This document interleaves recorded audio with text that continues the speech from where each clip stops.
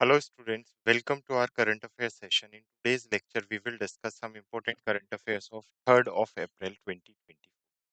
तो आज हम 3 अप्रैल 2024 के कुछ महत्वपूर्ण करंट अफेयर्स पर चर्चा करेंगे जो एग्जाम पॉइंट ऑफ व्यू से काफी इंपॉर्टेंट करंट अफेयर्स। तो स्टार्ट करते हैं आज का session with some important current affairs of 3rd of April 20। So आज की क्लास की अगर मैं बात करूं तो सबसे पहले हम डिस्कस करेंगे कुछ राष्ट्रीय समाचार। राष्ट्रीय समाचार में हम नेशनल लेवल पर बनने वाली कुछ इंपॉर्टेंट न्यूज डिस्कस करेंगे। सेंट्रल कैबिनेट से अगर कोई न्यूज़ है तो वो उसकी चर्चा करेंगे। सेकंड हम डिस्कस करेंगे कुछ इंपॉर्टेंट अंतर्राष्ट्रीय समाचार, इंटरनेशनल न्यूज़ जिसमें इंटरनेशनल ऑर्गेनाइजेशन से रिलेटेड या किसी कंट्री से रिलेटेड अपॉइंटमेंट से कोई न्यूज़ है या कोई एमओयू से रिलेटेड कोई भी इंपॉर्टेंट न्यूज़ बनती है तो वो हम इंटरनेशनल समाचार या अंतर्राष्ट्रीय समाचार में डिस्कस करेंगे। थर्ड हमारी कैटेगरी होगी राज्य समाचार जिसमें हम स्टेट गवर्नमेंट के इनिशिएटिव्स एंड प्लान डिस्कस करेंगे। फोर्थ हम बैंकिंग और वित्त समाचार डिस्कस करेंगे। फिफ्थ हम कुछ इंपॉर्टेंट रक्षा समाचार, कुछ डिफेंस से रिलेटेड महत्वपूर्ण न्यूज़ डिस्कस करेंगे। सिक्स्थ हमारी कैटेगरी होगी साइंस और टेक्नोलॉजी से रिलेटेड कुछ महत्वपूर्ण खबरें। तो इसमें हम विज्ञान और प्रौद्योगिकी में रीसेंट इनोवेशन से रिलेटेड, रीसेंट अगर कोई ऑर्गेनाइजेशन में आ, या किसी ऑर्गेनाइजेशन में साइंस एंड टेक्नोलॉजी से रिलेटेड है, उसमें अपॉइंटमेंट हुआ है तो उससे रिलेटेड न्यूज़ डिस्कस करेंगे। उसके साथ-साथ हम रीसेंट स्पोर्ट्स इवेंट, खेल समाचार देखेंगे, कुछ महत्वपूर्ण दिन की समाचार देखेंगे और ऑब्चुरी या रीसेंट अगर कोई फेमस पर्सनैलिटी है, उसकी डेथ हुई है तो उससे रिलेटेड समाचार डिस्कस करेंगे। क्लियर? तो ये होंगे कुछ हमारे इंपॉर्टेंट टॉपिक्स। उसके बाद हम डिस्कस करेंगे सारांश और समरी ऑफ टुडेस लेक्चर कि आज के लेक्चर में हमने क्या इंपॉर्टेंट डिस्कस किया है। तो now let's start the session. So the image used in our slide deck are for educational purpose only. We respect the intellectual property right of the original creator and owner of these images. If you are the owner of any of the image used in this deck and have any concern or issue, please contact us at sathi@iitk.ac.in and we shall remove the images. हमारे slide deck में उपयोग की गई छवियां केवल शैक्षणिक उद्देश्य के लिए हैं। हम इन छवियों के मूल रचनाकारों और मालिकों के बौद्धिक संपदा अधिकारों का सम्मान करते हैं। यदि आप इस डेक में उपयोग की गई किसी छवि के मालिक हैं और आपको कोई चिंता या समस्या है तो कृपया sathi@iitk.ac.in पर हमसे संपर्क करें, हम छवियों को हटा देंगे। तो स्टार्ट करते हैं अपनी पहली नेशनल न्यूज के साथ। हमारी पहला राष्ट्रीय समाचार। तो भारत सरकार ने 1 अप्रैल से फेम सेकंड के बाद नई ईएमपीएस 2024 योजना का अनावरण किया है। तो पहले तो ईएमपीएस योजना आपको पता होनी चाहिए। ईएमपीएस का मतलब है इलेक्ट्रिक मोबिलिटी प्रमोशन स्कीम। इसका पर्पस क्या है? जो इलेक्ट्रिक व्हीकल्स है, कार्बन न्यूट्रल के लिए इलेक्ट्रिक व्हीकल्स को क्या करना है? प्रमोट करना है ताकि ज्यादा से ज्यादा लोग इलेक्ट्रिक व्हीकल्स के ऊपर बेसिकली या इलेक्ट्रिक व्हीकल्स को परचेज करें। तो हमारे भारी उद्योग मंत्रालय ने 1 अप्रैल 2024 को electric mobility promotion scheme 2024 launch किया, जो फेम सेकंड योजना की जगह लेगी। यह योजना 500 करोड़ रुपए के बजट के प्रावधान के साथ इलेक्ट्रिक टू व्हीलर्स और इलेक्ट्रिक थ्री व्हीलर्स को बढ़ावा देने का लक्ष्य रखती है और 31 जुलाई 2024 तक चलेगी। इसमें क्या होगा बेसिकली, जो इलेक्ट्रिक व्हीकल्स हैं, जितने भी दो पहिया वाहन हैं, टू व्हीलर्स हैं, उनके ऊपर 10,000 रुपए की सब्सिडी दी जाएगी, छूट दी जाएगी या रिटर्न बेसिकली सब्सिडी प्रदान होगी। और तीन पहिया वाहन जिसमें ई रिक्शा और ई कार्ट शामिल है उनके लिए 25,000 रुपए तक की सब्सिडी प्रदान की जाएगी। यह योजना बड़े तीन व्हीलर्स के लिए 50,000 रुपए तक की भी वित्तीय सहायता प्रदान करेगी। तो फेम सेकंड योजना जो 31 मार्च 2024 को समाप्त हुई थी, उसका कुल बजट बजट 10,000 करोड़ रुपए था और इसका उद्देश्य क्या था? इलेक्ट्रॉनिक और हाइब्रिड वाहनों को बढ़ावा देना। तो फेम सेकंड अभी क्या की गई है? लॉन्च की गई है। नेक्स्ट नेशनल न्यूज है बेसिकली हमारी। तो जर्मनी ने मनोरंजक भांग को क्या किया है? वैध किया है। तो वैसे तो इंटरनेशनल लेवल पे ये न्यूज बन रही है। तो अभी रिसेंटली हुआ क्या है? 1 अप्रैल 2024 को जर्मनी मनोरंजन भांग के उपयोग को वैध बनाने वाला सबसे बड़ा यूरोपियन यूनियन राष्ट्र बन गया है। तो जो बेसिकली कैनबिस है, जो रिक्रिएशनल कैनबिस है, उसके यूज को जर्मनी ने क्या कर दिया है? बेसिकली लीगल डिक्लेयर कर दिया। नया कानून 18 वर्ष से अधिक आयु के वयस्कों को 25 ग्राम तक सूखी भांग रखने की अनुमति देता है। व्यक्ति को घर पर 3 तक भांग के पौधे उगाने की अनुमति भी है। कानून का कुछ राजनेताओं और चिकित्सा संघों द्वारा विरोध भी किया गया है। नेक्स्ट, एक वाहन एक फास्टैग नियम लागू। तो जो हमारी national highway authority of India है, अब उसने क्या किया है, एक वाहन एक फास्टैग नियम को पेश किया है। इस मानदंड का उद्देश्य एक ही फास्टैग का कई वाहनों के लिए उपयोग रोकना है। यह भी एक विशेष वाहन से कई फास्टैग को जोड़ने से रोकने का प्रयास करता है। यह पहल टोल संग्रह में बेहतर विनियम और दक्षता सुनिश्चित करता है। तो one vehicle one FASTag norm implement किया गया किसके थ्रू? एनएचएआई के थ्रू। क्लियर? नेक्स्ट है इंटरनेशनल न्यूज। कॉन्गो से न्यूज आ रही है। कॉन्गो में रिसेंटली अपॉइंटमेंट हुआ है, तो जुडीथ तुलुका डीआर कांगो की पहली महिला प्रधानमंत्री नियुक्त की गई हैं। तो इंपॉर्टेंट न्यूज है ये। फेलिक्स त्शिदिकांगो लोकतांत्रिक गणराज्य के राष्ट्रपति ने जुडिक सुमिनवला तुलुको को डीआरसी की पहली महिला प्रधानमंत्री नियुक्त किया है। तो याद रखना है आपको, first female prime minister of DR Democratic Republic of Congo कौन बनी है? Judith Tuluka. वह जीन मिशेल समा लुकोंडो की उत्तराधिकारी बनी, जो 2021 से प्रधानमंत्री के रूप में कार्यरत थे। तुलुका ने संयुक्त राष्ट्र विकास कार्यक्रम में पूर्व डीआरसी में एक सामुदायिक समर्थन परियोजना में राष्ट्रीय विशेषज्ञ के रूप में सेवा दी है। उन्हें 2023 में योजना मंत्री के रूप में भी नियुक्त किया गया और राष्ट्रपति रणनीतिक निगरानी परिषद की उप समन्वय के रूप में भी उन्होंने कार्य किया है। तुलुका सत्तारूढ़ union for democratic and social progress party के भी सदस्य रह चुकी हैं। Clear? Next is international news है, वर्ल्ड ऑटिज्म अवेयरनेस डे। तो ऑटिज्म के बारे में अवेयरनेस फैलाने के लिए हम 2 अप्रैल को यूनाइटेड नेशन के थ्रू क्या डिक्लेयर किया गया है? World autism awareness day. 2024 की अगर हम थीम की बात करें, तो ऑटिस्टिक आवाजों को सशक्त बनाना ही 2024 की क्या है, थीम है। यह कार्यक्रम संयुक्त राष्ट्र के वैश्विक संचार विभाग द्वारा न्यूरो डाइवर्सिटी संस्थान के सहयोग से आयोजित किया गया था। पहला विश्व ऑटिज्म जागरूकता दिवस 2 अप्रैल 2008 को मनाया गया था। मानव अधिकार और बुनियादी स्वतंत्रता की समानता के आधार पर ऑटिस्टिक व्यक्तियों के लिए इस दिन को बढ़ावा दिया जाता है। क्लियर?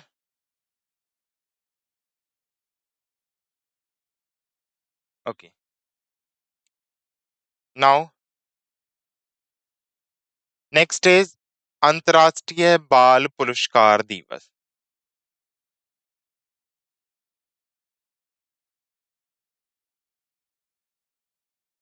तो इंटरनेशनल चिल्ड्रंस बुक डे 2024 जो कब सेलिब्रेट किया गया? 2 अप्रैल को सेलिब्रेट किया गया। तो अंतर्राष्ट्रीय बाल पुस्तक दिवस प्रतिवर्ष 2 अप्रैल को डेनिश लेखक हंस क्रिश्चियन एंडरसन की जयंती पर मनाया जाता है। 2024 की थीम की बात करें, तो अपनी कल्पना के पंखों पर समुद्र पार करें, जिसे आईबीबी जापान द्वारा प्रायोजित किया गया है। आईसीबीडी का उद्देश्य बच्चों में पढ़ने के प्रति प्रेम को बढ़ावा देना और बच्चों की पुस्तकों के महत्व को उजागर करना है। हंस क्रिश्चियन एंडरसन को अक्सर आधुनिक कल्पना का जनक कहा जाता है। 1967 में इंटरनेशनल चिल्ड्रंस बुक डे को प्रतिवर्ष बच्चों और पुस्तकों को एक साथ लाने के लिए मनाया गया था। तो फर्स्ट टाइम इसे कब बनाया गया था? 1967 में बनाया गया था, ताकि बच्चों को और पुस्तकों को क्या लाया जा सके, एक साथ लाया जा सके। नेक्स्ट है रवि कोटा आईएएस ने असम के नए मुख्य सचिव के रूप में पदभार संभाला है।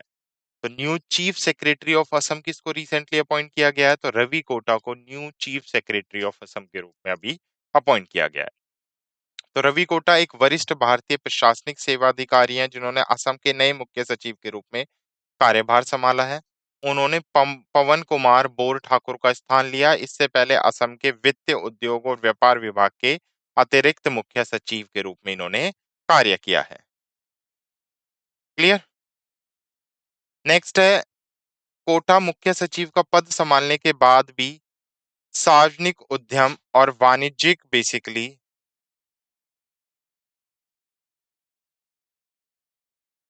सार्वजनिक उद्यम और वाणिज्यिक का पदभार संभालेंगे। वह 1993 के बैच के असम मेघर कैड के आईएएस अधिकारी हैं। कोटा का सार्वजनिक संस्थानों में व्यापक अनुभव असम के प्रशासन को लाभ पहुंचाने की उम्मीद करता है। तो नेक्स्ट है हमारी स्टेट न्यूज। राज्य से न्यूज है। राज्यपाल हैं तमिलनाडु के आर एन रवि, जिन्हें अभी क्या किया गया है, परमवीर, या जिन्होंने अभी क्या किया है बेसिकली परमवीर चक्र उद्यान का उद्घाटन किया है। तो तमिलनाडु के राज्यपाल आर.एन. रवि ने तांबरम में कांचीपुरम महास्वामी विद्या मंदिर में परमवीर चक्र उद्यान और एक्यम प्रदर्शनी का क्या किया, अभी उद्घाटन किया। उन्हें लेफ्टिनेंट जनरल करणबीर सिंह ब्रार अति विशिष्ट सेवा मेडल जनरल ऑफिसर कमांडिंग द्वारा साथ में किया गया है। बी शंकर श्री कांची महास्वामी ट्रस्ट के अध्यक्ष भी बेसिकली ये जो कार्यक्रम था इसमें उपस्थित रहे। उद्यान और प्रदर्शनी का उद्देश्य परमवीर चक्र पुरस्कार विजेताओं की बहादुरी और बलिदान का सम्मान करना है। तो परमवीर चक्र गार्डन अभी कहां पर इनॉग्रेट किया गया अगर आपसे पूछे तो कांची के महास्वामी विद्या मंदिर के परिसर में। और किसके थ्रू इसे इनॉग्रेट किया गया है, तो तमिलनाडु के गवर्नर आर.एन. रवि के द्वारा इसे इनॉग्रेट किया गया है। क्लियर। नेक्स्ट है, सेबी ने शिकायत निवारण प्रणाली को मजबूत करने के लिए स्कोर 2.0 लॉन्च किया है।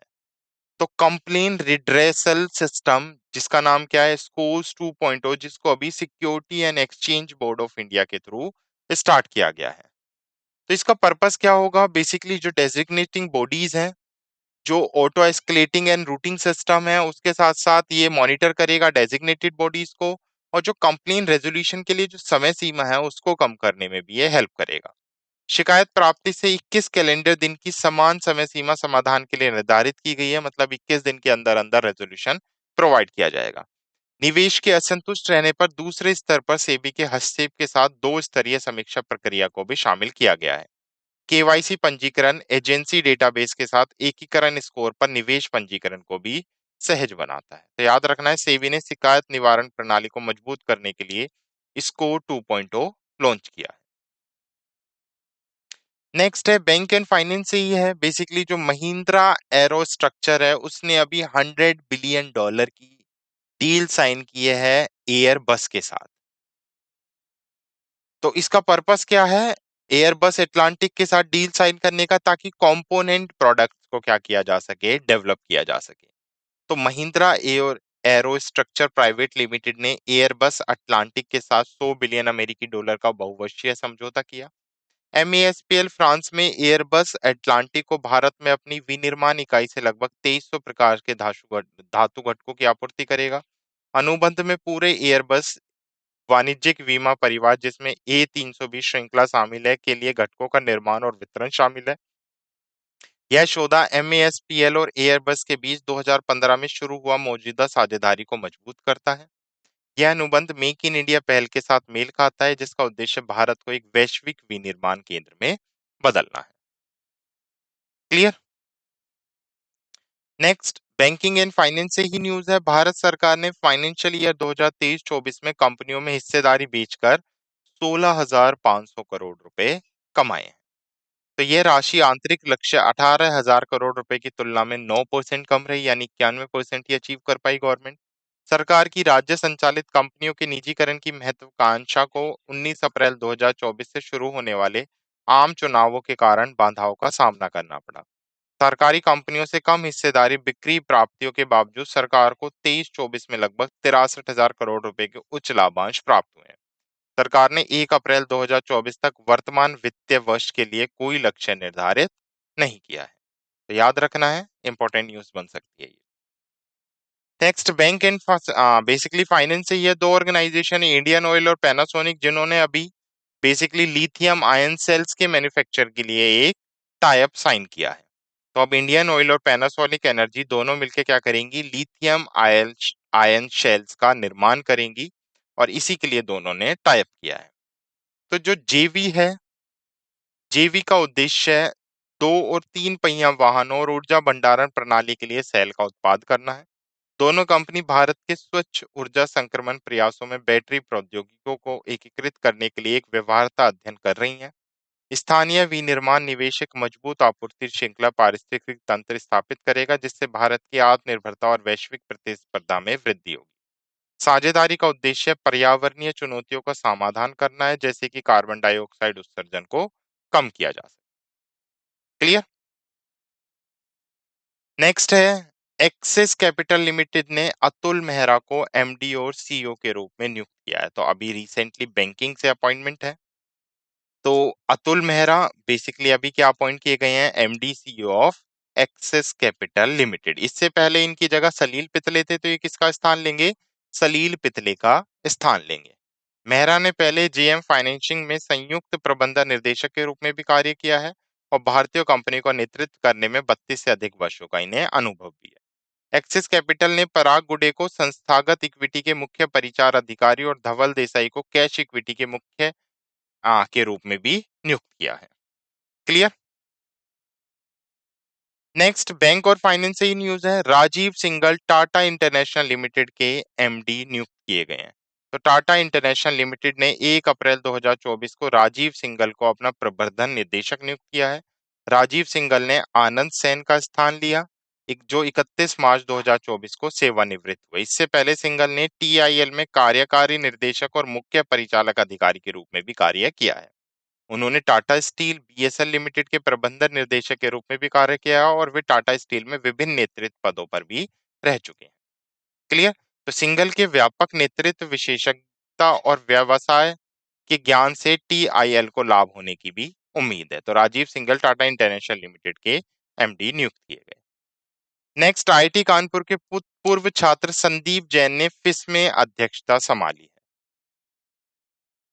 तो बेसिकली अभी क्या हुआ है, फिस में 2024-25 के लिए संदीप जैन जो आईआईटी कानपुर के पूर्व छात्र रह चुके हैं, उनको अध्यक्ष चुना गया है। उनको चुनाव को नई दिल्ली में आयोजित केंद्रीय कार्य समिति की बैठक में मंजूरी दी गई। फिस में हर साल चुनाव आयोजित करता है, जिसमें प्रत्येक वर्ष अपने सी सदस्य के 1/3 का वो चुनाव करता है। जैन की अध्यक्षता फिसमे की वार्षिक रूप से नेतृत्व बदलने की परंपरा के अनुरूप है। क्लियर। नेक्स्ट अपॉइंटमेंट से है एसोचेम। एसोचेम काफी इंपॉर्टेंट ऑर्गेनाइजेशन है, association chamber of commerce and industry of India. तो अभी रिसेंटली एसोचेम ने क्या किया है, संजय नायर को अपना न्यू प्रेसिडेंट अपॉइंट किया। तो अपॉइंटमेंट से है बैंकिंग और फाइनेंस सेक्टर में। तो सीधा सीधा याद रखना है, एसोचेम के अध्यक्ष किसको बनाया गया है, संजय नायर को बनाया गया। तो इससे पहले इस पद पर अजय सिंह थे, जो स्पाइस जेट एयरलाइन के सह संस्थापक हैं। तो ये किसकी जगह लेंगे, संजय नायर की जगह लेंगे। उनकी नेतृत्व क्षमता से चैम्बर की पहल और वकालत के प्रयासों को प्रोत्साहन मिलने की भी उम्मीद है। नेक्स्ट है बैंक और फाइनेंस से, यह संतोष कुमार झा को कोंकण रेलवे निगम का नया एमडी नियुक्त किया गया। तो कोंकण रेलवे निगम लिमिटेड कॉरपोरेशन, बेसिकली इसको किसको अपॉइंट किया गया इसके पद पर न्यू सीएमडी के रूप में, तो संतोष कुमार झा को, जो 1992 के आईआरटीएस ऑफिसर हैं। इनका अपॉइंटमेंट 1 अप्रैल 2024 से प्रभावी हुआ है। जहां अपने पद पर रेलवे यातायात सेवाओं में व्यापक अनुभव लेकर आए हैं, उनके नेतृत्व से केआरसीएल की संचालन क्षमता में सुधार आने की उम्मीद है।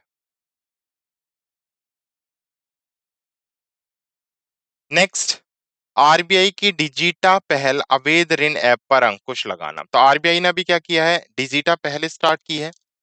डिजिटा पहल के अंदर आरबीआई क्या करेगा, बेसिकली जितनी भी अवैध ऋण एप्लीकेशंस हैं, जो अलग अलग फोन्स की एप्लीकेशंस पर चल रही हैं, जो आरबीआई के थ्रू अप्रूव नहीं है, तो ये उन पर प्रतिबंध लगाएगा और साइबर सुरक्षा को भी और मजबूत करेगा, जिससे धोखाधड़ी पर क्या लग सके, अंकुश लग सके और उपभोक्ता की सुरक्षा सुनिश्चित हो सके।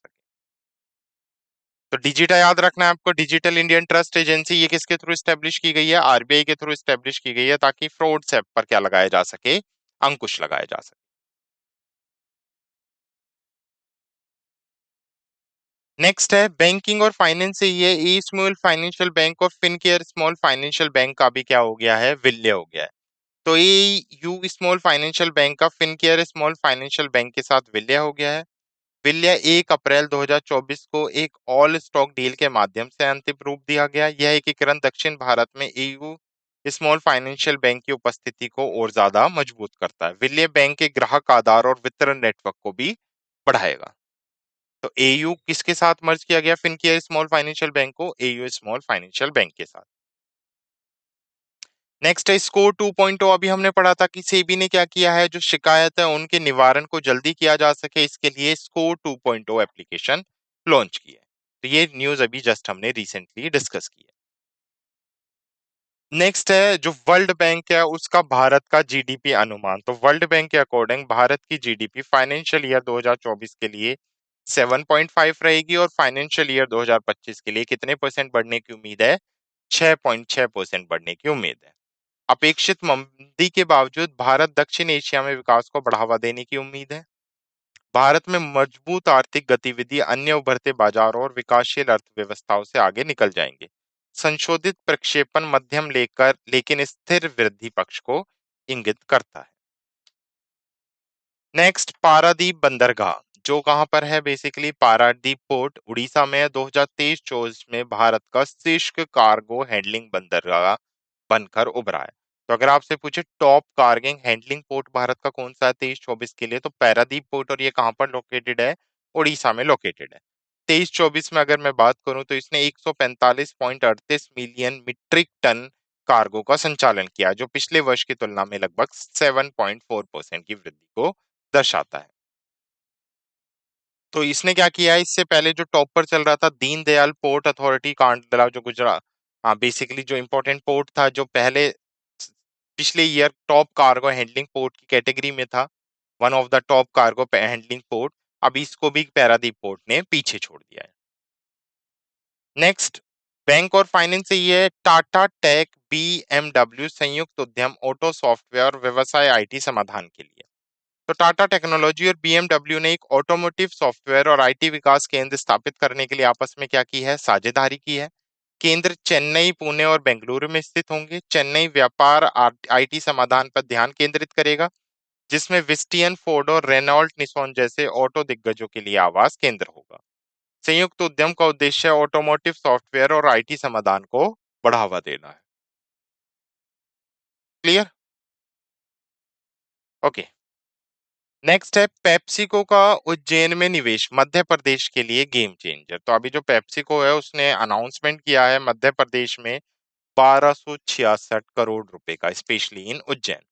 तो निवेश एक अत्याधुनिक फ्लेवर निर्माण सुविधा, बेसिकली जो cutting edge flavour manufacturing facility है वो प्रोवाइड करेगा। यह संयंत्र 2026 की पहली तिमाही में संचालित शुरू करने के लिए निर्धारित है। यह निवेश पेप्सिको और स्थानीय अर्थव्यवस्था दोनों के लिए एक महत्वपूर्ण क्षण भी है। तो पेप्सिको का उज्जैन में निवेश। नेक्स्ट है आईओसीएल और पैनासोनिक ने भारत में लिथियम आयन सेल निर्माण के लिए साझेदारी किया। तो अभी जस्ट हमने डिस्कस किया, सेम न्यूज है। इंडियन ऑयल कॉर्पोरेशन ने पैनासोनिक एनर्जी के साथ सहयोग किया ताकि लिथियम आयन सेल जो टू व्हीकल और थ्री व्हीकल, जितने भी व्हीकल्स हैं, टू व्हील व्हीकल्स और थ्री व्हील व्हीकल्स, उनमें इसका इस्तेमाल किया जा सके। तो देश के भीतर ऊर्जा भंडारण समाधान की आवश्यकताओं को भी यह सहयोग संबोधित करता है। नेक्स्ट है डिफेंस न्यूज। फाइनेंशियल ईयर 2024 की अगर हम बात करें तो भारत का जो रक्षा एक्सपोर्ट है, जो डिफेंस एक्सपोर्ट है, वो कितना पहुंच गया, 21,083 करोड़ रुपए, और ये किसके डेटा के अकॉर्डिंग है, मिनिस्ट्री ऑफ डिफेंस के अकॉर्डिंग। तो पिछले वित्तीय वर्ष में 15,920 करोड़ रुपए के निर्यात के मुकाबले इस बार 32.5% की वृद्धि हुई है।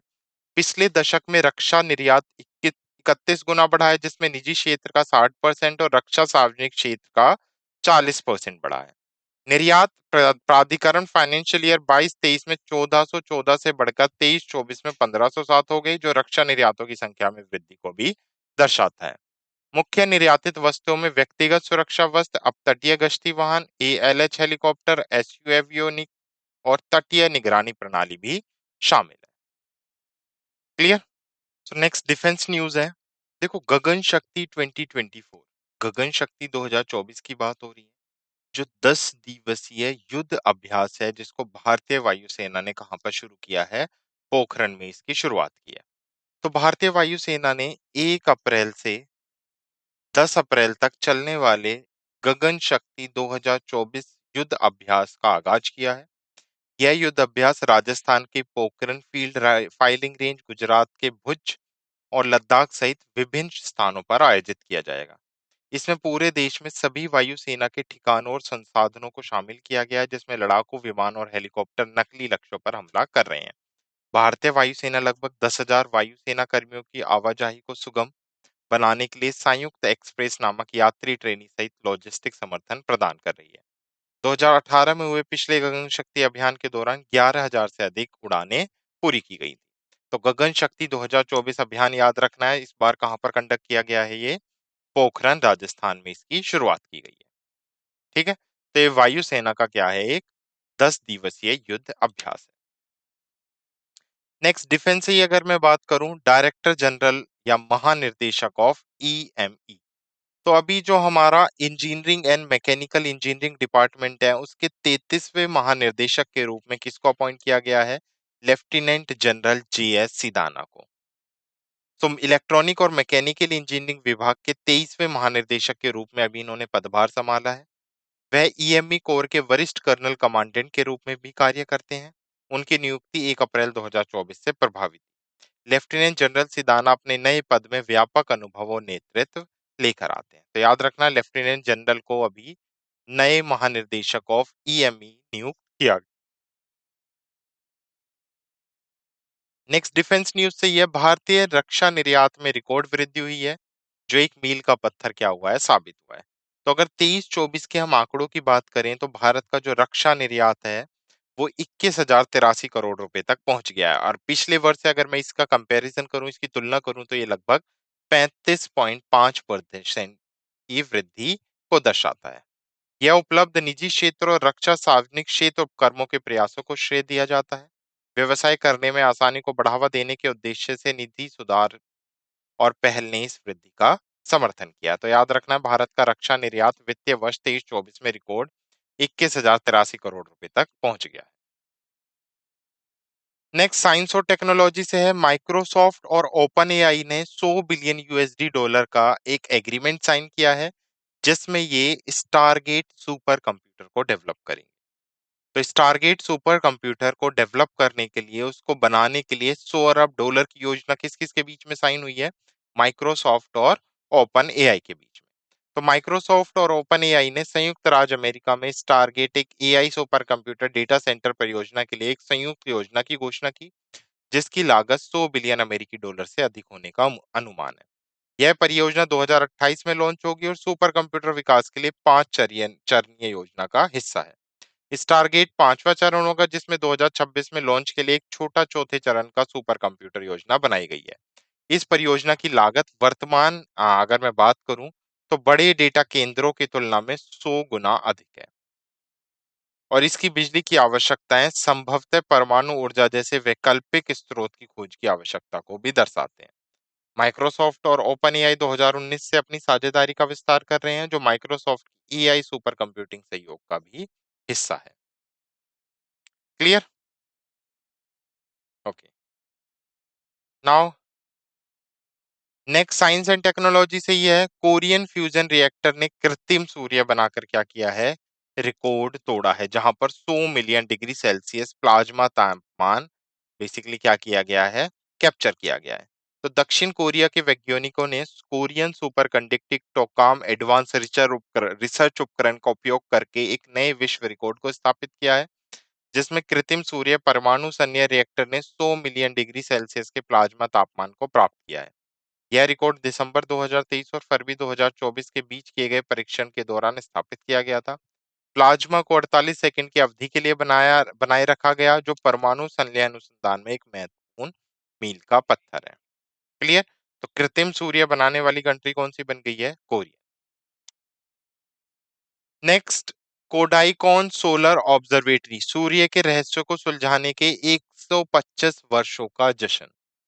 तो कोडाइन कोल सोलर ऑब्जर्वेटरी ने हाल ही में अपनी 125वीं वर्षगांठ मनाई है। तमिलनाडु के पलानी पहाड़ियों के ऊपर स्थित केएसओ सूर्य का अध्ययन करने में महत्वपूर्ण रहा था। भारतीय खगोल भौतिक संस्थान ने 1 अप्रैल 2024 को एक भव्य समारोह का आयोजन किया। इस कार्यक्रम ने वेधशाला की विरासत और सौर अनुसंधान के प्रति समर्पित वैज्ञानिकों को सम्मानित किया। नेक्स्ट, महाराष्ट्र पुरुष और महिला राष्ट्रीय खो खो चैंपियनशिप। तो महाराष्ट्र की टीम 56वीं राष्ट्रीय खो खो चैंपियनशिप 2023-24 में चैंपियन बनी। उन्होंने पुरुष और महिला दोनों के खिताब जीते। चैंपियनशिप दिल्ली के कर्नल सिंह स्टेडियम और इंदिरा गांधी इंडोर स्टेडियम में आयोजित की गई। महाराष्ट्र की जीत उनके खेल में प्रभुत्व को भी रेखांकित करती है। क्लियर? तो महाराष्ट्र पुरुष और महिला राष्ट्रीय खो खो में दोनों में 56वीं जो राष्ट्रीय खो खो चैंपियनशिप हुई है, जो दिल्ली के कर्नल सिंह स्टेडियम और इंदिरा गांधी इंडोर स्टेडियम में आयोजित की गई, वहां पर दोनों श्रेणियों में महाराष्ट्र ने जीत हासिल नेक्स्ट है हमारी इंपॉर्टेंट डे से न्यूज। बिहार डाक मंडल ने कोपा टिकट के 250 वर्षों को मनाने के लिए एक विशेष कवर जारी किया है। तो बिहार ने क्या किया अभी, बिहार के डाक विभाग ने कोपा टिकट जो दुनिया का पहला डाक टिकट था उसके 250 साल पूरे होने के उपलक्ष्य में एक विशेष आवरण जारी किया है। आजिमाबाद पटना से तांबे का टिकट पहली बार मार्च 1774 में जारी किया गया था। विशेष आवरण को बिहार डाक मंडल के मुख्य डाकपाल अनिल कुमार द्वारा क्या किया गया, जारी किया गया। कॉपर टिकट रोमांच और आश्चर्य का प्रतीक है जो पीढ़ियों के दिलों और काल्पनिक कल्पनाओं को मोहित करता है। यह कहानी कहने की क्षमता का प्रतीक है जो ध्यान आकर्षित करती है और लोगों को कल्पनाशील स्थानों पर ले जाती है। तो बिहार डाक मंडल ने कोपा टिकट के लिए क्या किया है, 250 वर्ष कोपा टिकट के जो 250 वर्ष है उसको मनाने के लिए एक कवर जारी किया। पहली बार ये तांबे का टिकट कहां पर जारी किया गया था, पटना में 1774 में। नेक्स्ट ऑब्चरी न्यूज है। व्योवृद्ध अभिनेत्री थी बारबरा रश जिनका भी 97 वर्ष की आयु में क्या हो गया है, निधन हो गया है। तो बारबरा रश एक गोल्डन ग्लोब विजेता अभिनेत्री थी जिनका 97 वर्ष की आयु में निधन हो गया। उन्होंने 1950 के दशक में अपने मनोरंजन करियर की शुरुआत की थी। उनकी सफलता की भूमि 1954 में विज्ञान कथा film it came from out space के साथ आई। उस भूमिका ने उन्हें सर्वाधिक आशाजनक नवोदित कलाकार के लिए गोल्डन ग्लोब पुरस्कार भी दिलाया था। क्लियर। तो ये थे कुछ महत्वपूर्ण करंट अफेयर्स 3 अप्रैल 2024 के जो हमने डिस्कस किए। एक बार क्विक समरी देख लेते हैं, सारांश देख लेते हैं कि आज की क्लास में हमने क्या डिस्कस किया है। तो सबसे पहले हमने बैंक और वित्त से कुछ समाचार देखे जिसमें हमने सेबी से देखा कि सेबी ने शिकायत निर्वहन प्रणाली को मजबूत करने के लिए हाल ही में स्कोर 2.0 लॉन्च किया है। महिंद्रा का हमने टाइप देखा एयरबस के साथ जो 100 मिलियन यूएसडी डॉलर का था जिसमें कंपोनेंट प्रोडक्ट को बनाया जाएगा। उसके साथ साथ हमने 23-24 में भारत सरकार ने जो अपनी पीएसयूज थे, अपनी कंपनी थी उसमें हिस्सेदारी बेचकर 16,500 रुपए जुटाए। इंडियन ऑयल और पैनासोनिक एनर्जी का हमने टाइप देखा ताकि लिथियम आयन सेल्स बनाई जा सकें जो 2 व्हीकल और 3 व्हीलर व्हीकल्स में मदद करेंगे। उसके साथ साथ हमने देखा था MD CEO axis capital limited के अतुल मेहरा को अपॉइंट किया गया है। उसके साथ साथ टाटा इंटरनेशनल लिमिटेड के एमडी अभी राजीव सिंघल बनाए गए हैं। हमने देखा था फिस्मे के अभी प्रेसिडेंट बनाए गए हैं संदीप जैन जो आईटी कानपुर के पूर्व छात्र हैं। एसकॉम के चेयरमैन देखे हमने संजय नायर जिनको अभी एसकॉम का चेयरमैन अपॉइंट किया गया है। उसके साथ साथ हमने देखा था कि कोंकण रेलवे कॉरपोरेशन के जो हेड बनाए गए हैं सीएमडी संतोष कुमार झा बनाए गए हैं। और आरबीआई ने एक डिजिटा इनिशिएटिव एप्लीकेशन लॉन्च की है जो अवैध ऋण देने वाले ऐप पर क्या लगाएगी, भारत में अंकुश लगाएगी। उसके साथ साथ हमने मर्जर देखा था एयू स्मॉल फाइनेंशियल बैंक का और फिनकेयर स्मॉल फाइनेंशियल बैंक का। सेबी से तो हम ऑलरेडी डिस्कस कर चुके हैं, शिकायत के निवारण के लिए सेबी ने स्कोर 2.0 का अनावरण किया। उसके साथ साथ जीडीपी फोरकास्ट हमने देखा था विश्व बैंक ने क्या किया है, भारत की जो जीडीपी फोरकास्ट है वो कितनी रखी है 24 के लिए 7.5% रखी है। पैरादीप पोर्ट से देखा था हमने भारत का सबसे ज्यादा कार्गो हैंडलिंग करने वाला बेसिकली पोर्ट बन गया ये। टाटा टेक और बीएमडब्ल्यू को हमने जॉइंट वेंचर देखा था, उज्जैन में पेप्सिको का निवेश देखा हमने। और हमने देखा आईओसीएल और पैनासोनिक की पार्टनरशिप जिसमें वो लिथियम आयर सेल क्या करेंगी, मैन्युफैक्चर करेंगे भारत के अंदर। डिफेंस से हमने डिफेंस एक्सपोर्ट से इंपॉर्टेंट न्यूज देखी थी जिसमें हमने देखा था कि भारत का डिफेंस एक्सपोर्ट 21,083 या 21,083 करोड़ रुपए पहुंचा है। मिनिस्ट्री ऑफ डिफेंस ने डेटा जारी किया था। गगन शक्ति अभियान अभी 10 दिवसीय युद्ध अभियान भारतीय वायुसेना ने पोखरण में शुरुआत की। ठीक है। उसके साथ साथ हमने देखा था लेफ्टिनेंट जनरल जेएस सिधाना को न्यू डायरेक्टर जनरल बनाया गया है ईएमई का। उसके साथ साथ हमने देखा था साइंस एंड टेक्नोलॉजी से जिसमें हमने दो ऑर्गेनाइजेशन देखी थी, माइक्रोसॉफ्ट एंड ओपन एआई जो स्टारगेट सुपर कंप्यूटर बनाएंगे जो 100 बिलियन यूएसडी डॉलर के बजट के साथ तैयार होगा। कोरिया से हमने न्यूज देखी थी आर्टिफिशियल सन बनाया है जो 48 सेकंड तक एक सर्टेन टेम्परेचर मेंटेन करने में कामयाब रहा है। उसके साथ साथ हमने देखा है कोडाइन कनल सोलर ऑब्जर्वेटरी, इसके 125 साल होने का जश्न मनाया गया है। स्पोर्ट्स से खो खो चैंपियनशिप देखी थी जो दिन का दिल्ली में अनावरण हुआ जिसमें पुरुष और महिला में महाराष्ट्र ने जीत प्राप्त की। महत्वपूर्ण दिनों में बिहार डाक मंडल ने कॉपर टिकट के 250 साल पूरे होने पर एक विशेष कवर जारी किया। शोक समाचार में हमने अभिनेत्री बारबरा रश का निधन के बारे में डिस्कस किया था। और सरकारी नीति के बारे में बात करूं तो भारत सरकार ने 1 अप्रैल से फेम सेकंड के बाद नई ईएमपीएस 2024 योजना की शुरुआत की है। उसके अलावा कुछ हमने पॉलिटिक्स से भी न्यूज़ देखी थी। डेमोक्रेटिक रिपब्लिक ऑफ कॉन्गो की अभी पहली फीमेल प्राइम मिनिस्टर बनाई गई हैं, जिनका नाम क्या है? जूडिथ टुलूका। उसके साथ-साथ हमने देखा जो कोटा हैं, उन्होंने चीफ सेक्रेटरी ऑफ असम, जो असम के मुख्य सचिव हैं, उनके रूप में कार्यभार संभाला है। उसके साथ-साथ हमने जर्मनी से देखा था कि जर्मनी ने क्या किया है, जो कैनबिस है, जो भांग है, उसको वैध कर दिया है। हेल्थ न्यूज़ देखी थी, विश्व ऑटिज़्म अवेयरनेस डे जो 2 अप्रैल को मनाया गया। अंतर्राष्ट्रीय बाल पुस्तक दिवस 2 अप्रैल को मनाया गया। और उसके साथ-साथ हमने परमवीर चक्र गार्डन के बारे में पढ़ा था, जो आर.एन. रवि हैं तमिलनाडु के गवर्नर, उन्होंने परमवीर चक्र गार्डन का उद्घाटन किया। और एक हमने देखा था, national highway authority of India ने क्या लागू किया है? एक वाहन, एक फास्टैग नियम लागू किया है। क्लियर? तो ये थी कुछ इंपॉर्टेंट करंट अफेयर 3 अप्रैल 2024 के, जो हमने डिस्कस किए, जिसमें हमने कुछ नेशनल, कुछ राष्ट्रीय समाचार पढ़े हैं, कुछ अंतर्राष्ट्रीय समाचार पढ़े हैं। राज्य स्तर पर जो इंपॉर्टेंट न्यूज़ बन सकते हैं, वो भी हमने कवर की। बैंक से हमने कवर की, डिफेंस रक्षा प्रणाली से हमने इंपॉर्टेंट न्यूज़ देखी, जो डायरेक्ट पूछ ली जाती हैं। स्पोर्ट्स जो मोस्ट इंपॉर्टेंट कैटेगरी होती है, उससे रिलेटेड भी जितनी इंपॉर्टेंट न्यूज़ बन सकती थी, वो भी हमने इसमें कवर की। और लास्ट में हमने समरी डिस्कस की, सारांश देखा, जिसमें हमने देखा कि क्या-क्या इम्पोर्टेंट हमने कवर किया है। Clear? So I hope you like this session. Thank you.